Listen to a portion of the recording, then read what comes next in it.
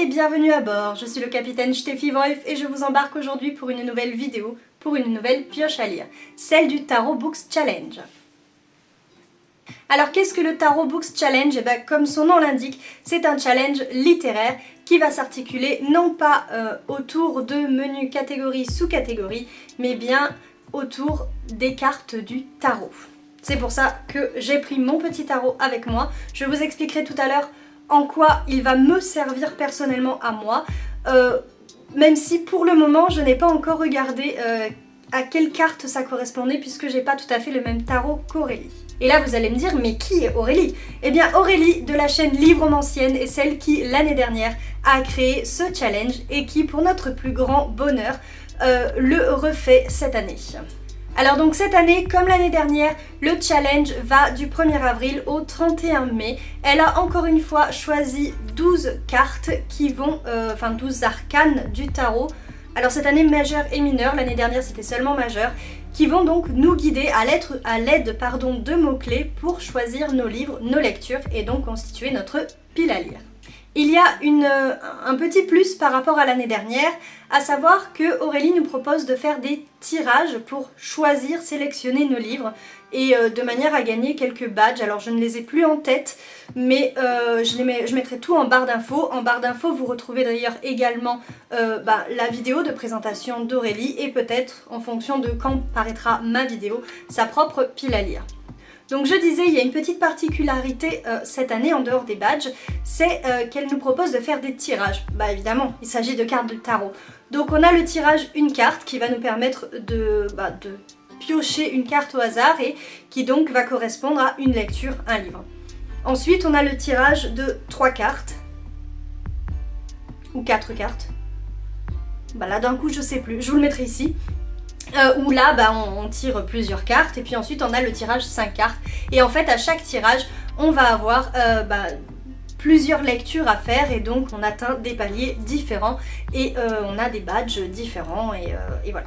Et donc c'est bien évidemment armé de mon petit bullet journal que je vais vous présenter cette pioche à lire. Alors la première carte, la première arcane qui a été tirée ou plutôt choisie par Aurélie, c'est le magicien avec pour mots-clés expérience, voyage, exploration, quête et découverte.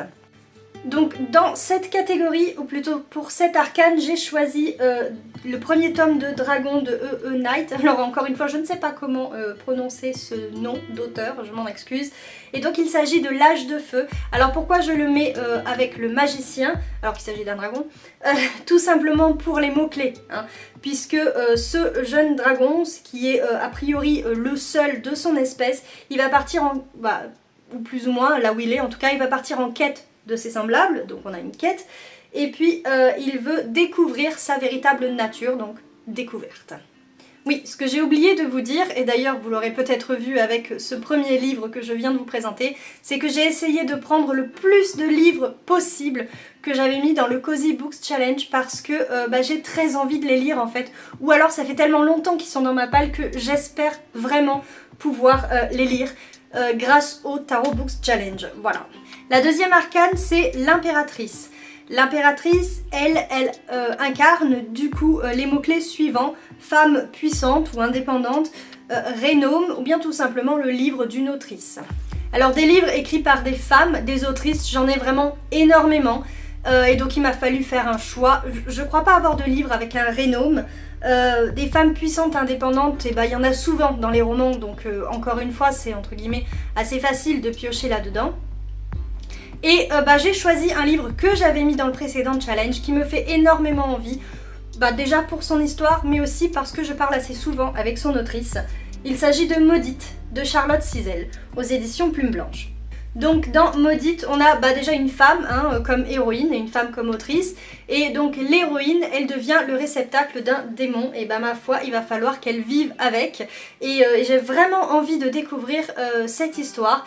J'espère pouvoir la lire lors de ce challenge. La troisième arcane, c'est celle de la justice, avec pour mots-clés bien évidemment quête de vérité ou de justice, vengeance, parce que parfois par justice on entend vengeance, ou parfois la justice permet la vengeance, et aussi enquête.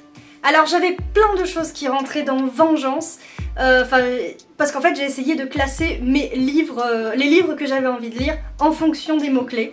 Mais je voulais surtout en classer un. Et il s'agit d'enquêtes puisque c'est de l'urban fantasy avec des enquêtes. Et c'est le premier tome de Griffes d'encre. Alors là j'ai ici l'intégrale de Lucille Chaponnet, c'est de l'auto-édition. Mais le premier tome, attendez je me souviens plus du titre, de magie et de sang, j'ai vraiment envie de le lire. Alors puisque c'est une intégrale, il n'y a pas écrit grand chose derrière, mais en fait je vous le lis, c'est une petite phrase. Ce qui est mort ne revient pas à la vie. Je doute que ce soit le cas, mais bref, on le voit ici, on a une jeune femme avec un pistolet. Alors on le voit très mal, mais c'était également la couverture du premier tome, celui que je vais lire d'ailleurs. Donc on se doute qu'il va être question d'enquête, et j'ai vraiment envie de lire ce livre. Pourquoi? Déjà parce qu'il est magnifique. Alors par contre je vais avoir du mal parce qu'il pèse son poids, et puis oui, c'est en intégrale et il y a 3 volumes dedans. Alors donc pourquoi? Parce qu'il est magnifique, et aussi parce que c'est Lucille qui l'a écrit et je connais sa plume et je lui fais entièrement confiance.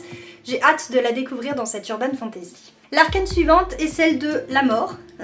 Donc évidemment comme mot-clé on va avoir le deuil, la mort, mais aussi les fins de saga. Et alors les fins de saga j'en ai plusieurs, mais j'ai jeté mon dévolu on va dire sur L'héritage du serpent de Virginia Chili à feu les éditions du Riez, donc il n'existe plus.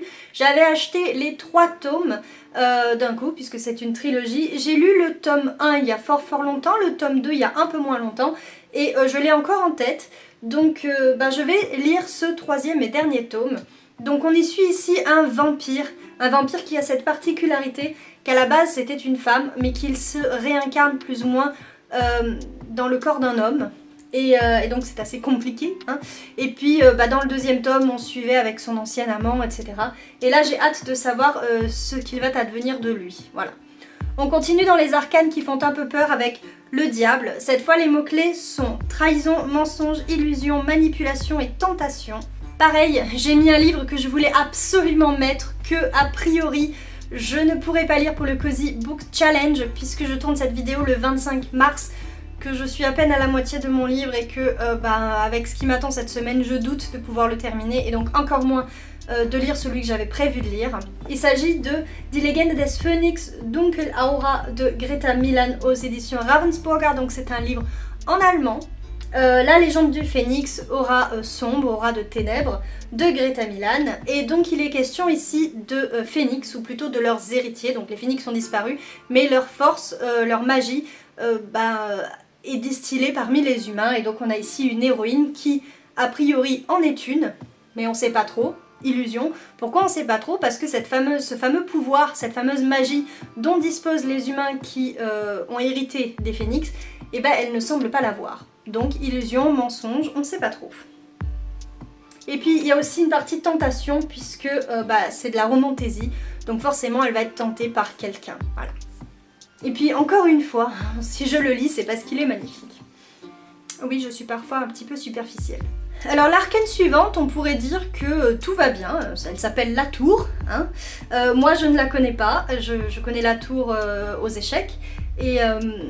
Et là, les mots-clés sont destruction, violence, colère, combat. Donc autant vous dire que c'est pas une arcane génialissime, je pense. Et pour cette arcane, j'ai choisi Le Châtiment d'Altaï de Flora Lune, où il est question d'une guerre qui a éclaté. Et d'une jeune fille, Yuna, enfin je suppose que c'est une jeune fille, oui c'est une jeune fille, qui va à travers le royaume pour... parce qu'elle est coursière et donc elle doit honorer les commandes. Alors pourquoi est-ce que je mets ça là-dedans? Parce que s'il y a une guerre, il y a forcément des combats. Et on dit aussi qu'elle ne connaît que la violence de son père. Voilà. Donc j'ai très hâte de découvrir ceci. Alors pourquoi est-ce qu'on a des ailes d'ange ici? Parce qu'il est question de Néphilim, et j'ai appris il y a peu, alors je sais pas si ce sera le cas ici, que les Néphilim étaient des enfants des anges. Alors dans quoi je l'ai appris? Dans Supernatural. Hein. Voilà. Voilà quelles sont mes sources. Donc j'ai quand même très hâte de lire ce livre, qui est a priori un tome 1. Pourquoi? Parce que l'histoire m'intéressait et parce que l'autrice, en réalité, même si je l'ai rencontrée du côté de Lyon, elle habite pas très loin de chez moi. L'arcane d'après, c'est l'étoile, dont les mots-clés étaient contemplatif, poésie, cosy, alors que ce soit du cosy mystery ou du cosy fantasy, rêve et espoir. J'ai mis ici Promesse, qui est un petit recueil de poésie, qui est celui qui a été fait après le Festival de la Poésie de Morestel en 2019. Alors pourquoi est-ce que j'ai ça dans ma pile à lire? Tout simplement parce qu'il se trouve que mon beau-père avait remporté le premier prix de ce concours de poésie. Il y a aussi quelques nouvelles et j'ai hâte de le lire parce qu'en fait ça fait à peu près depuis 2019 qu'il est dans ma pile à lire forcément. Et bah, pour connaître la plume de mon beau-père, je sais qu'elle est très belle. Il écrit principalement, voire uniquement en alexandrin et c'est vraiment, ce sont les vers que je préfère. Et voilà, et donc évidemment il y a aussi d'autres poèmes dedans, même des nouvelles, et j'ai très envie de le lire. Il est tout petit, je pense que ce sera vite lu, et j'espère pouvoir le sortir de ma palle. Nous avons ensuite l'arcane de la lune, avec comme mots-clés désir et sentiment inavouable, secret et protection. Pour ceci, j'ai choisi Aquilon, le tome 2, donc Rébellion, de Nani B aux éditions Caméléon. Alors pourquoi c'est un tome 2, donc on a une héroïne qui est Penny, qui vivait avant la grande vie, elle était, il me semble, fille de sénateur ou quelque chose comme ça, et un jour elle est tombée, puisqu'ils vivent sur des îles en l'air, c'est du steampunk, pardon, et donc elle tombe en bas sur la terre ferme, et elle rencontre plus ou moins des paysans qu'on dirait des sauvages, et elle arrive dans le tome 1 à remonter, sauf que eh ben, il faut maintenant qu'elle comprenne pourquoi elle s'est crachée, hein, non, elle aurait jamais dû, et surtout qu'elle essaie de démanteler tout un complot politique qui a été fomenté bien sûr contre son père entre autres, et pour ce faire elle est aidée d'une personne qui était en bas, j'ai plus son nom, Thomas, voilà. Et donc bien sûr déjà il y a un petit peu des sentiments entre eux, hein, donc sentiments, pas forcément inavouables mais sentiments, et puis surtout il y a des secrets, puisqu'on vous dit entre rebondissements, secrets, révélations et stratégies politiques, Aquilon sera-t-elle enfin celle dont Penny rêvait? Voilà. J'ai vraiment hâte de lire, le premier tome m'avait bien plu, je me suis pris le deuxième tome assez rapidement puisqu'il a été réédité en une intégrale, parce que c'est vrai que c'était petit livre, donc voilà. Et pourquoi je voulais celui-ci et pas prendre l'intégrale? Bah, déjà parce que j'avais le premier tome, et ensuite parce que le livre est vraiment très très beau. Il y a une qualité éditoriale pour une toute petite maison d'édition qui est vraiment à mettre en avant, je pense. Donc voilà. Alors c'est ensuite que viennent les arcanes mineurs, il me semble, si je vois un petit peu la façon dont elles... enfin, leur nom, voilà. J'y connais pas grand chose, mais un petit peu. Alors pas assez pour vous expliquer, mais assez pour comprendre que maintenant on passe aux arcanes mineurs. Donc la première c'est le 3 d'épée, où on a pour mots-clés amour impossible, séparation forcée ou bien enemies to lovers. Ou et d'ailleurs. Et j'ai choisi un livre qui est encore sous blister, L'ombre d'une inquisitrice, qui est le tome 11 de l'épée de vérité de Terry Goodkin. Alors pourquoi? C'est de la fantasy, c'est un tome 11, je vais pas vraiment vous dire de quoi ça parle, enfin en tout cas le résumé de celui-ci, mais en gros vous avez les deux héros qui sont Richard et Callan, et il se trouve qu'ils sont séparés, donc séparation forcée, ils sont amoureux, hein, donc voilà, et là on vous dit que... cela rendra peut-être au sourcier, donc Richard, la femme aimée, Callan, dont l'ombre le poursuit où qu'il aille. Donc j'ai hâte de connaître un petit peu le dénouement de la disparition entre guillemets de Callan que l'on vit au 10e tome. Voilà, il me semble que sur le tome 10 elle est absente, voire peut-être le 9, non je crois que c'est que le 10. Enfin bref, j'ai vraiment envie de le sortir de ma palle, il est sous blister, c'était un cadeau de Noël, et voilà. Autre arcane mineur si je ne m'abuse, 9 de coupe. Alors ici les mots-clés sont célébration, événement, tournoi. Et alors là j'ai pas du tout le livre en ma possession, mais je vais l'acheter, soit sur Vinted d'occasion, soit en e-book. Et pourquoi je sais que je vais l'acheter? Parce que c'est une lecture commune de mon club de lecture, donc il faut absolument que je le lise, et je suis ravie qu'il puisse rentrer dans ce challenge. Il s'agit de Light Lark, le tome 1 de Alex Aster, et là-dedans il est question d'une célébration, puisque tous les 100 ans je crois il y a un tournoi, et donc vu que dans les mots-clés on a célébration, événement, tournoi, il rentre parfaitement. Vous en dire plus là tout de suite je peux pas, tout ce que je sais c'est que j'ai très envie de le lire, qu'il me faut le lire et qu'il va falloir qu'il sorte de ma pile à lire. Mais d'abord il va falloir qu'il y rentre, on est bien d'accord. Avant-dernière arcane, c'est le 8 de denier, où là les mots-clés sont apprentissage, école, maître et apprenti, formation. Et alors là je vais faire une heureuse, plusieurs heureuses bien sûr, mais surtout une. puisque j'ai choisi de lire La Guilde des Ombres, le tome 1, Le Don de Mort de Anatrice, que j'ai moi ici aux éditions Pocket, mais qui à la base était paru chez Plume Blanche. Pourquoi je choisis ce livre? Déjà parce qu'il est chaudement recommandé par Johanna de la chaîne La Citadelle de mes lectures. Et que j'aime a priori un petit peu souvent, trop souvent ses recommandations. Ça fait très longtemps qu'elle recommande Anatrice, c'est son coup de cœur. Ici, La Guilde des Ombres, elle l'a lu, relu. Et ma foi, j'ai essayé de le placer dans ce challenge. Et vu qu'il s'agit de la formation de Panama, qui est une humaine qui a reçu le don de mort, donc normalement c'est un don qui est fait seulement aux Elfides, ce sont des assassins, et là pour une fois c'est une humaine, et donc on va assister ici, je suppose, à sa formation, et j'ai vraiment hâte de découvrir cet univers. Dernier arcane de ce challenge, il s'agit du 3 de bâton, où là on a pour mots-clés Found Family, Amitié forte ou bien Quête en groupe. Et là j'ai choisi de mettre un livre que j'avais mis dans un précédent challenge, alors pas le précédent, mais que j'avais déjà mis parce que j'ai bien envie de le lire.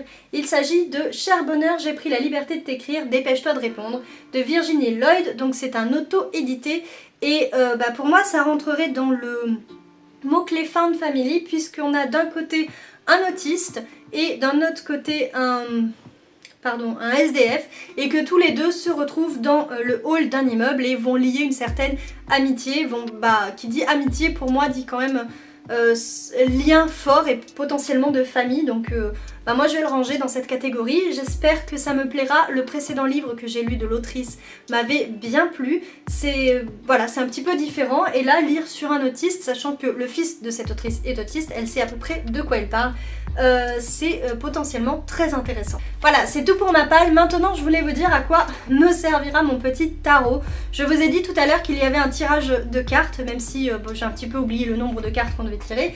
Et moi en fait, comme j'ai attribué à chaque carte, c'est le challenge qui veut ça, un livre, je vais tirer au sort ces cartes. Donc je vais faire mon premier tirage de une carte, celui-là j'en suis sûre, je lirai ce livre. Ensuite je vais faire un deuxième tirage qui est non pas de 3 mais il me semble de 4 cartes, enfin bref peu importe, et je vais les retourner au fur et à mesure, et ainsi je pourrai lire les livres au hasard des cartes, donc qui est un petit peu, puisque c'est le tarot, le principe c'est de se tirer les cartes, et je trouve que pourquoi pas cette idée.